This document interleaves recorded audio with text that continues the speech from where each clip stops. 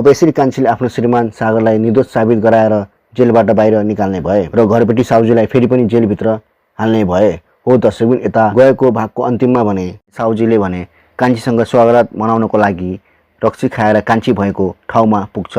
र घरपट्टि रक्सी खाएर लट्ठ भएको देखेपछि कान्छीले भने म पनि खान्छु जुन तपाईले खानुभएको छ र मैले यो खाएँ भने म सागरलाई बिर्सन सक्छु भनेर कान्छीले भने रक्सी मगाएको हुन्छ र त्यो रक्सी त्यही घरपट्टि साउजीलाई खुवाउँछ र आफू खाएको नाटक गरी अन्ततः कान्छी भने त्यो पापी अपराधीको टाउकोमा हानेर त्यहाँबाट भाग्न सफल हुन्छ। के अब आउने भागमा कान्छीले त्यो प्रमाण देखाएर सागरलाई जेलबाट निर्दोष साबित बनाएर र त्यो पापी अपराधीलाई जेलमा हाल्न सक्छ होला त? के अब कान्छीले त्यो सबुत लिएर त्यो साउजीको फन्दाबाट निस्केर अदालत गएर र त्यो पेन ड्राइभमा भएको भिडियो देखाएर सागरलाई जेलबाट निकाल्न पाउँछ होला त? र कान्छीले त्यो पेन ड्राइभमा भएको भिडियो सहित त्यो पापी अपराधी साउजीको फन्दाबाट निस्केर र आफ्नो श्रीमानलाई जेलबाट निर्दोष साबित गराएर निकालोस् र त्यो पापी साउजीलाई